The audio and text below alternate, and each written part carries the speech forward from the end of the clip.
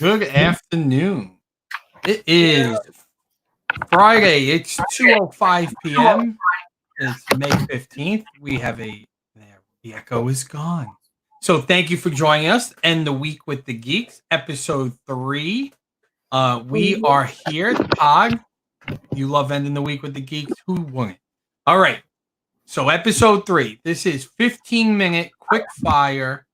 Come on, let us know your IT related questions. We are here to answer them. So in the comments, if you have any IT related questions, Zoom, cameras, security, data protection, how do we improve Wi-Fi? So I think we went over that in episode 1, right? We went over that episode. Actually, I think it might have been last week as well. So we spoke about it a couple of times, but so kind of different ways to do asking for a friend. I probably know which friend you're asking about. Okay, so how do we improve Wi-Fi? We'll subtly jump into this because we have talked about this, but I understand it's a big topic of that with everyone working from home. Ongoing, yep. So what I'm going to tell you is for residential, not for a business. Business, completely different. But right now, let's focus on residential because that's what's happening is most people are working from home and realizing that they are not having good luck with Wi-Fi.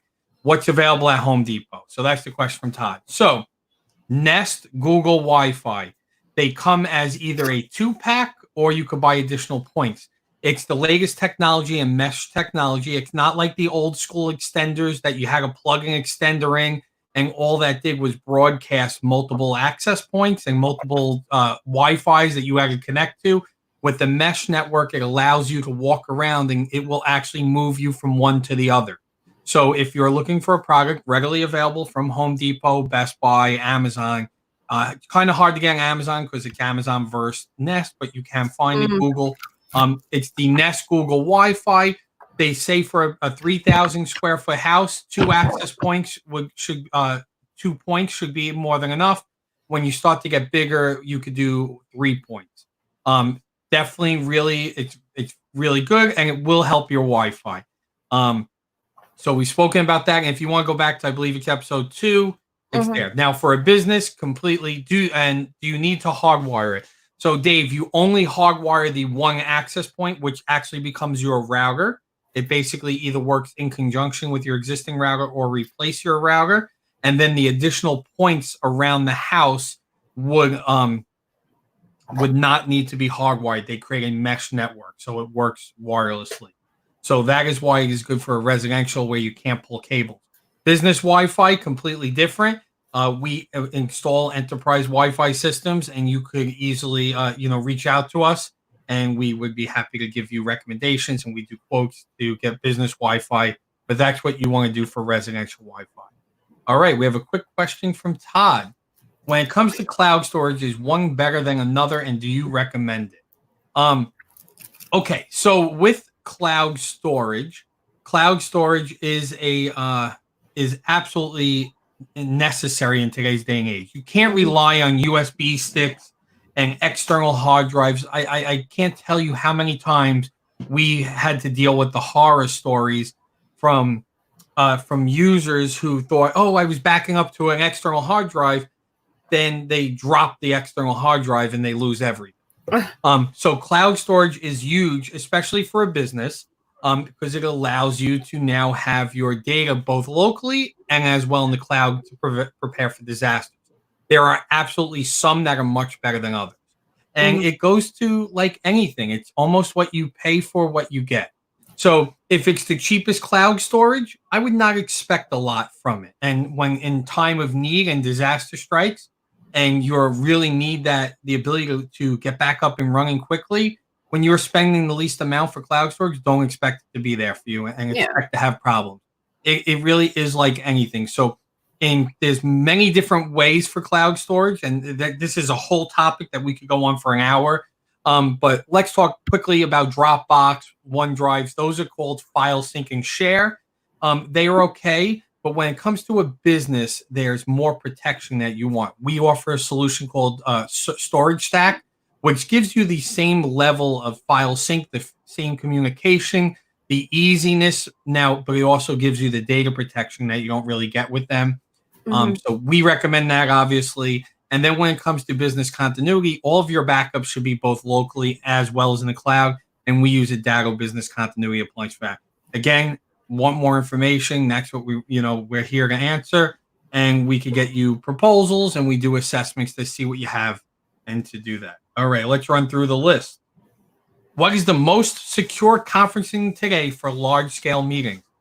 So if we spoke about this 2 months ago, I would probably tell you, Zoom at that moment was not the most secure. But if everyone remembers and you look through my post, I told people not to run away from Zoom. Every provider has their flaws. They have their issues. Zoom has done an amazing job over the course of the past 2 months in fixing the flaws that were brought to light through the zero-day exploits, the Zoom bombs, the encryption. They acquired another company that only handles end-to-end encryption. I received an email today from Zoom that version 5.0 is released today, which further provides point-to-point encryption for all meetings, better encryption technology on large-scale meetings. So at this point, Zoom is back to being what I would consider the most, a very secure conferencing platform for large-scale meetings. Very easy to use. Everyone's familiar with it. There are obviously tips and tricks that you need to. Anything is only as secure as you use it. So you could take the most secure safe. If you forget to lock the safe after you put your money in it, it doesn't matter how secure that safe is because you've left it open. So that's why information like this is so important, because people don't know really what's involved in securing their Zoom. It's easy to say secure that, but what does that entail? What do I have to do on my end? Right. So we did release a free. It's on our Facebook, and we'll repost it after this meeting. A free Zoom security tips, and even with the latest security updates Zoom has implemented, these tips still hold true today. So you need to also take good practice and secure your own meetings. Add a password. Don't use the personal meeting ID, because if you publish that, then someone can always join your meeting. Use the waiting room if you're very conscious about only allowing people you want in. So these tips are there, and after we get off, Christina will go ahead and reshare that, so it's up at the top of our page. But follow those tips. So we are very happy with Zoom, and we use Zoom constantly. If I wanted to make a media server with all my old DVD Blu-rays, how would I do so? Okay, so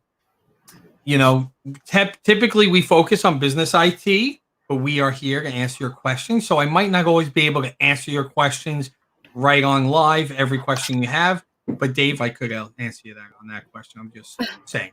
So with something like that, you want to look into a network attack storage device. What a network attack storage device is basically a array of hard drives that become usable storage. And then on something like that, I would look into setting it up with Plex. So we recommend for not really, we don't really use this in the business side, but I've used it on the personal side. I like Synology network attack storage appliances. You would have to figure out how much space you need based on how many DVDs you're looking to rip into a format to exist on a media server. You would install Plex Media Server on that appliance, and then you would need to use a tool to convert from Blu-rays to a digital format. So that means you would have to have a Blu-ray player on your computer. You would need software to do that. It's like a pain in the ass. Oh, so I actually many years ago started the process of doing my digital library of every movie I own, and I would basically, and the process to rip it is only as quick as it could go. It takes time. I used to leave my wife. This is when she didn't work. With her job was throughout the day to go and swap the DVDs in and out, and I think I want to say we got through a bunch, but we didn't hear. That's funny because I still have it on my computer, and here's the movies. And basically, we started going through my whole library of DVDs at the time and Blu-rays. I'm probably taking years. Oh, it took so much time, and guess what? We never used it because it's just easier to do it. Tang, you pay me to do. I have 500 DVDs. Absolutely not. That's All right, that's Dave. like so much work for probably so little to like really get paid for, you know? Yeah, just go and pay for a Netflix subscription Yeah. and Hulu. It'll be cheaper to just buy all the subscriptions. Most likely, you'll get all the movies you have. Um, Email clients. All right, so that was your question, Dave. Email clients for business. Is Microsoft Outlook at the forefront still, or is Google Email the new leader? What other options are most effective? Well, so Todd, do you go on like Google and just type and get like, because these are well thought out questions, and knowing you, I don't think you're He's typing them. I probably think you're Googling copying. questions to ask your IT provider. um, all right, so this goes to personal opinion of like anything with IT, right? There's multiple paths to get to the same point. Now, that doesn't mean that I'm right or the other guy's right, but there's certain things you have to do to make sure a business owner is secure. Office 365, in my opinion, is a much better solution than G Suite. Uh, G Suite was created to copy and mimic Microsoft Exchange, which was always what people dreamed to be. But at one point, it was very expensive to get into Office and into Microsoft Exchange. Office 365 came about, and they made a very easy and a good cost to get businesses into it. G Suite, however, implemented great features that, guess what? Microsoft came and copied and implemented on Office 365. It's that back and forth. So Office 365, which is a Microsoft product, is, in my opinion, the best. It's not a client. What that is basically that's an email platform. Outlook is just a client to allow to get you email. So you could get G Suite email and Outlook, Office 365. So I'm talking infrastructure platform. Office 365 is the platform to use. However, no matter if you have Office 365 or G Suite, it is imperative and super important that you implement security. So just because you have Office 365, just because you have G Suite, you still need to wrap it with a security layer to protect incoming mail, to protect outgoing mail from, so if you did fall for a phish, you don't get your account blocked. Secure emails if you're an accountant, if you're a medical, if you do any type of anything that falls under compliance, it's important that you use secure email. So if you send a social security number, it's encrypted. Most people think email is secure. Email is probably the most insecure form of communication. If you're doing something wrong, don't do it over email. So it's no matter which way you go, it's important to protect it. And with both G Suite and Office 365, if you read the terms and conditions by Microsoft or Google, they specifically tell you we do not back up your data. You are responsible for your own data. So everyone always has this belief, oh, it's in the cloud, I don't have to worry about it. Guess what? As most business owners, if you were to lose all of your email, that would be detrimental to your business. Yeah. You have to use solutions to back it up. Again, that's something that all of these email protections, the backing up of G Suite, Office 365, these are all items that we include in our standard stack with our managed IT services.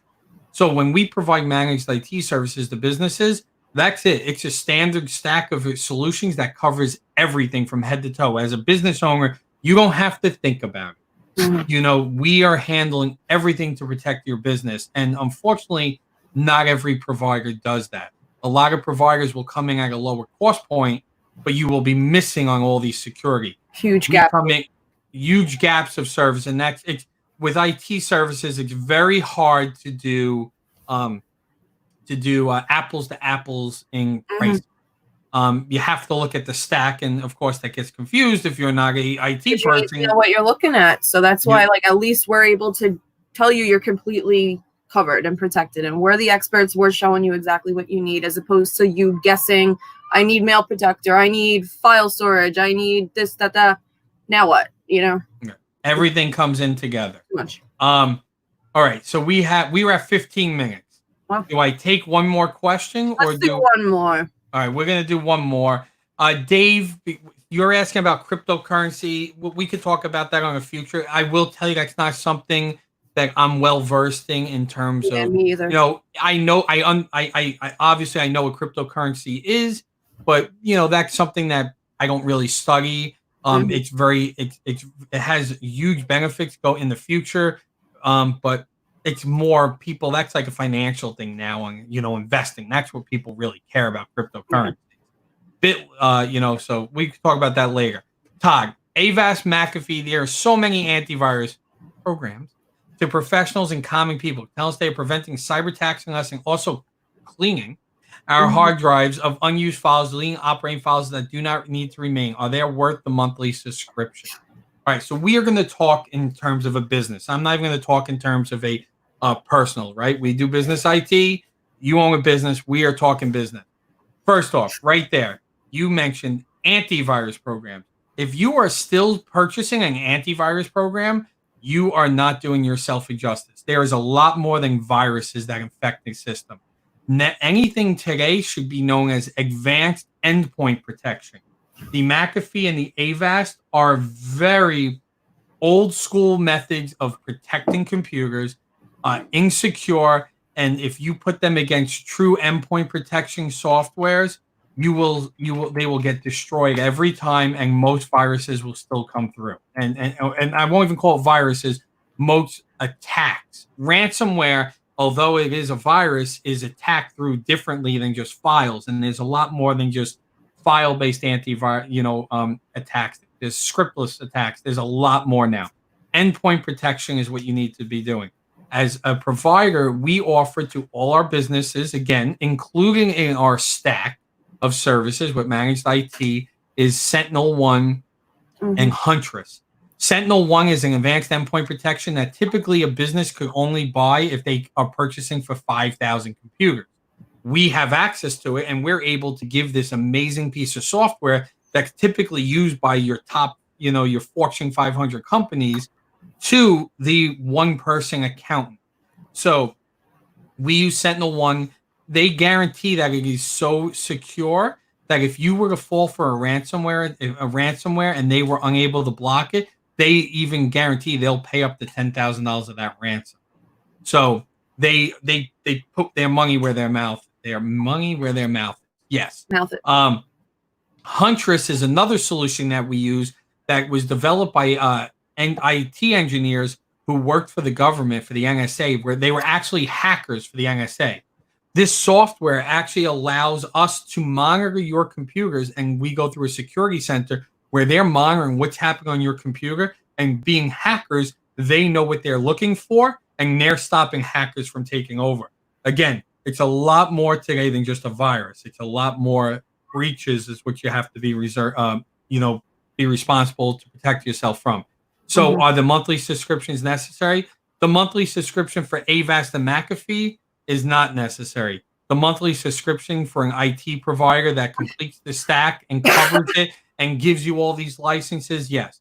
We do also offer a plan where you could just buy the endpoint protection in the security suite. That's called a managed security through us. It's cheaper than our managed services because it comes with a lot less, but gives you security. So that is something that we also offer. Which is the goal at the end of the day. We are at 19 minutes. I will tell you the glitching on my camera is because I purchased a cheap USB cable on Amazon with the right angle to try. I said, you know what? I'm going to change it this morning. Didn't change it because I said, let me just make sure it's fitting right. It didn't fix it. So after this call, I will be switching it back and stop being glitchy. But on that note, so don't buy cheap USB cables. That's what my answer is. They're not all created equal. As much as we want to believe USB cables are all created equal, they're not. All right. Sucks with Apple, man. Who wants to spend $45 on a cable every 3 months because they always break? It's the worst. Yeah, that's the problem with USB, and that's why USB-C they're trying to make it. And even with the Lightning, it's less likely to break and go. But yeah, it happens all the time. So on that note, thank you for joining us end the week with the Geeks. Hi, Jacqueline. Thank you. Todd, thank you very much. And we will see you next week for end the week with the Geeks. Thank you very much.